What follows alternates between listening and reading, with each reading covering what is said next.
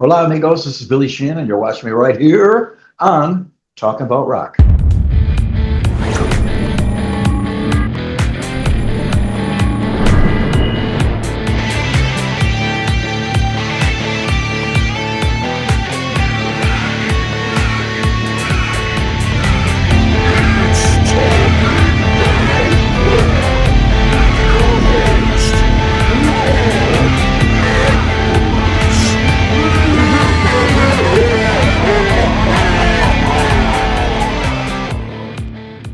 It is always a pleasure to have today's guest back with us. Known for his work with David Lee Roth, Mr. Big, the Winery Dogs, and the Fell. Joining us now, let's welcome legendary Billy Sheehan. Well, Billy. Legendary, eh? Definitely. I'll try to live up to that. Well, when we last spoke, the Mr. Big tour was ending, and you were just about to start up shows with the Fell. Yes.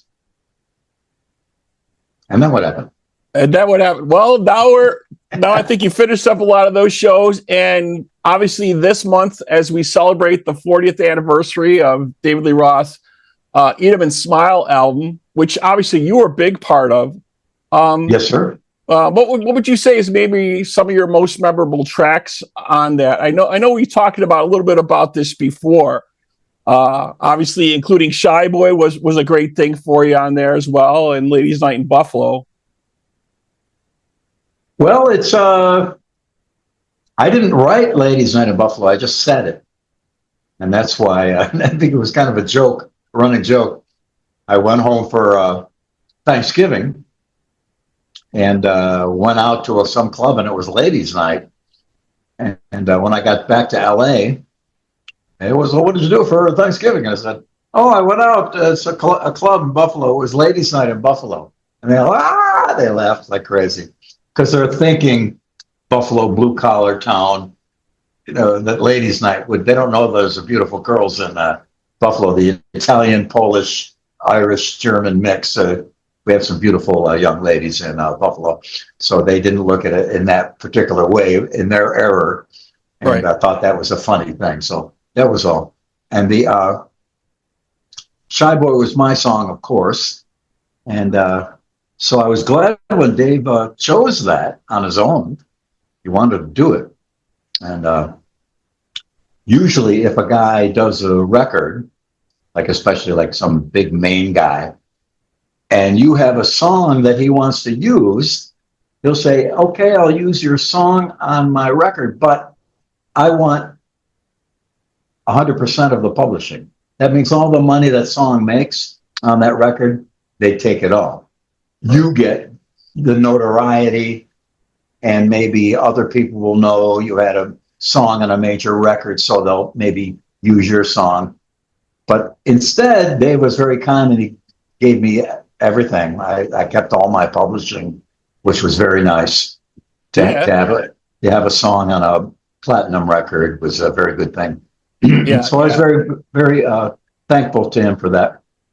But yeah, we had a ride on doing that record. Did it in 3 different studios. Fantasy in Berkeley, California, which is where Journey recorded. Aerosmith was recording there at the same time. Creedence Clearwater did all their stuff there. A lot of huge bands recorded there. Great studio. And then some at the Power Station in New York, because that was a real hot studio from, I think, Robert Palmer's Some Like It Hot. Everybody loved the sound of that record. So we did some of it there. And a couple other studios in LA we did some tracking in as well. So, but yeah, we had a blast making that record. It was all real. We were all in a room really playing, cutting takes instead of doing it one at a time, or like now they do it with a digital recording. They can do it a piece at a time and a part at a time. And, so it was all done for real. And that was the good thing about it. And we had a blast. Yeah. Yeah, our listeners are definitely very curious about that time. And one of our listeners actually wrote in, Ryan, and he wanted to know, is there any video or audio documenting that creative process when you guys are doing any of that? No, back then it wasn't as common as now because everyone's carrying around a full-blown video studio in their phone. Right. So we didn't have. There was. I don't. There were no cell phones then. I don't believe. Summer of '85. Yeah, I didn't get a cell phone till years later. So it wasn't as common to have video around as it is now. So no, we didn't record any of the proceedings on video or audio, other than what was in between songs when they were rolling tape. Everything was still done on tape too. Was all actual 24-track tape machines. So people forget that 40 years ago was a long time. Right, that is a while back, and you're obviously keeping busy. I wanted to touch on some of the stuff that you've worked on recently. Playing on Backdoor Man for Carmine Appice, Temple of Blues album 2, all-star album. That was great with Eric Gales and Artie Dillon. Very, very cool. I spoke to Carmine a couple weeks ago. Loving that track. Yeah. I'm playing with Eric Gales. We did a live show of it in near Chicago. Eric Gales, wow. He's mind-blowing. What a great player. So I hope I get a chance to work with him some more. Yeah, and you also did Feel So Good, another track I recorded alongside Tommy Thayer from Kiss. Yeah. And Brett Lightning from Vixen on that one. Yeah. Britt's a great player. I've done a couple of rock and roll fantasy camps with her. She's a wonderful girl. And the drummer for Vixen, Roxy Petrucci, she was almost the Eat 'Em and Smile drummer. Oh, really? I don't think a lot of people realize that. Yeah, me and Steve went down to audition drummers. They put an ad in a local Music Connection or whatever music magazine there is in LA. Drummer wanted, but they didn't say who it was. It kind of leaked out by rumor. So we had about 80 drummers show up at the rehearsal studio in LA, and me and Steve would take turns playing with them to see if we got any good ones. And there's a lot of great drummers, a lot of guys from other big bands and stuff like that. And Roxy was there because Steve Vai's wife was in Vixen at the time, playing bass. So she would hang out. She was one of the gang. She would hang out with us all the time, Roxy, and she was great. And so she just showed up to say hi. She said, "Hey, Roxy, get behind the kit." And she kicked ass. And so we looked at each other like, let's go. So we had another day of rehearsals. And next thing we went back to a rehearsal that night and said, "Dave, the girl from Vixen kicks ass, man." We could all see the look on his face like, I know how to screw Alex Van Halen completely, but I'll get a girl to replace him. Right. But we could that was speculation, of course, on our part, but it was funny. And but she's great. But Greg Bissonette walked in before he even sat on the kit. We knew he was the guy. Yeah. Instantly, we knew he was the guy. He didn't even play yet. We didn't know anything about him, but he had the absolute perfect attitude, and he could do everything. And he's still one of my dearest friends in the world. And he plays with Ringo now, so that's pretty good.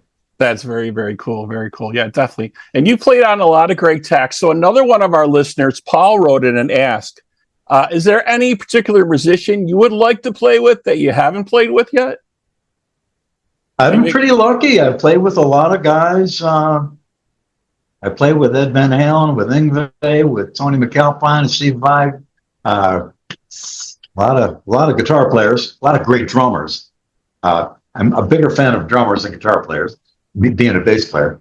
Dennis Chambers, Vinnie Colaiuta, Terry Bozzio, Neil Peart, played with him. I did Rush sound check.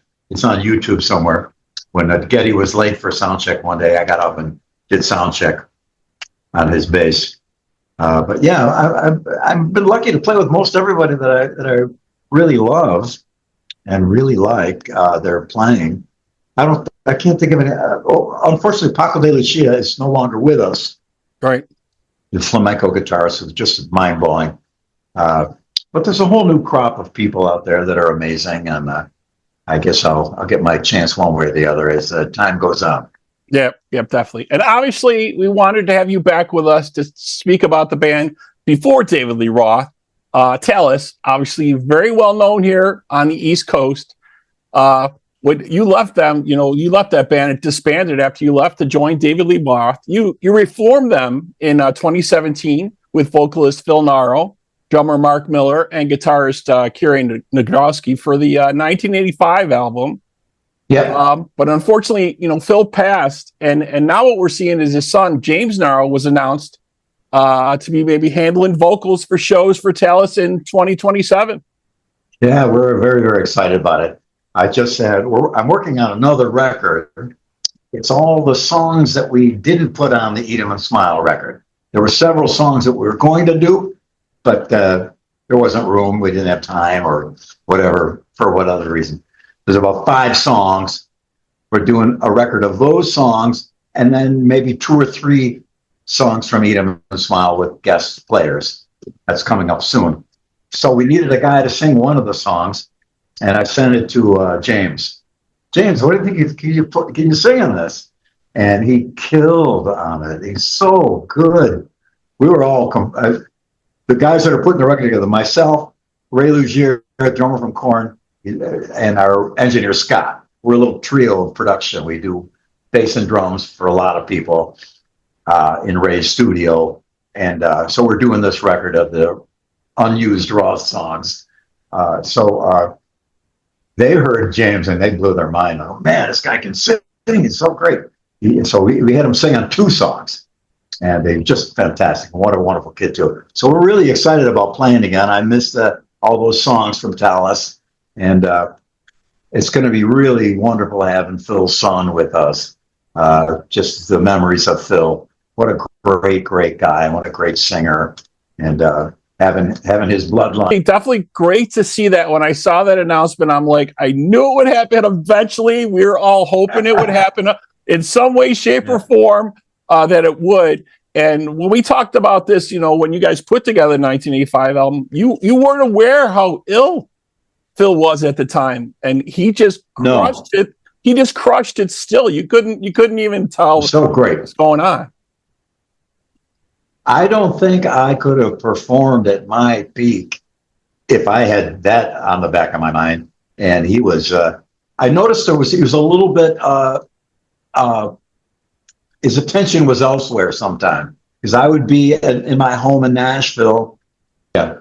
So he was doing the final lead vocal in Toronto, and I was producing it from Nashville.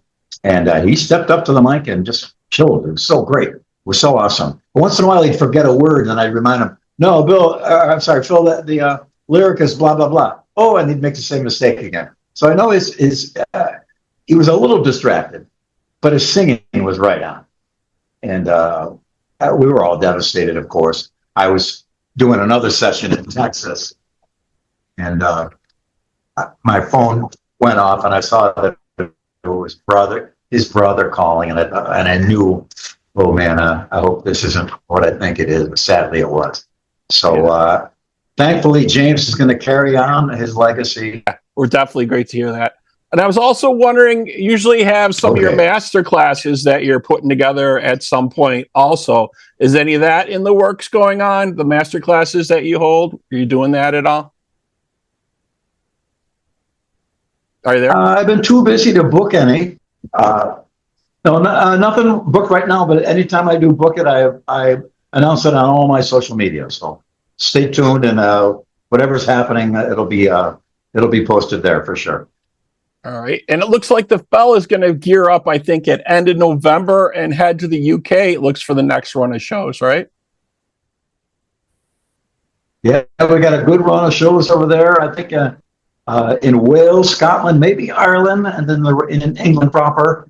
I don't think we're getting on the continent at all. But it's just, again, a quick run where nobody knows who the band is. So we're going to go out and show them who we are. And we had a great run. We did the shows recently, and more to come. Yeah, definitely. Any other projects you're working on currently? Any other tracks you're working on for anyone else you could maybe tell us a little bit about, spill the beans a little bit on any of you're working on right now?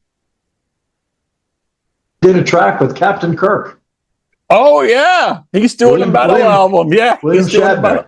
He's doing the metal album. Yeah, I saw that at first way back when. I was like, "Are you kidding people?" Yeah, it's happening. Yeah. Yeah, so that's there. I did something with Bootsy Collins recently. A lot of stuff. It's hard to remember.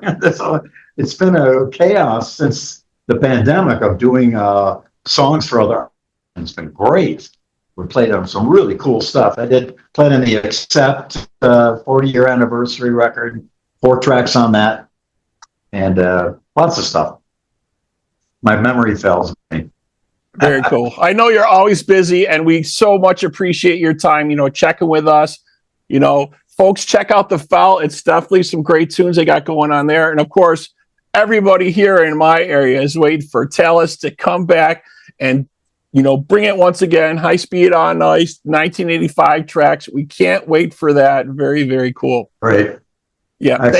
Thanks so much. Thanks for having me on. Thanks for having me on again and help me spread the word. I'll see you when we get back in the Buffalo area. I know we're going to do a bunch of shows with Talas, and we're excited. We'll be doing the Christmas show again this summer. We're actually starting to plan it already. That's how long the planning takes. We start in the summertime, but we'll be doing that again. It's going to be a very special one this year again. All right. Sounds great. All right. That wraps up our episode here, folks. Thanks to my guest, Billy Sheehan, and to our audience. We hope you're doing your part by keeping the torch alive and supporting live music wherever you are. Billy, again, thanks so much. My pleasure. Thanks a million. See you later.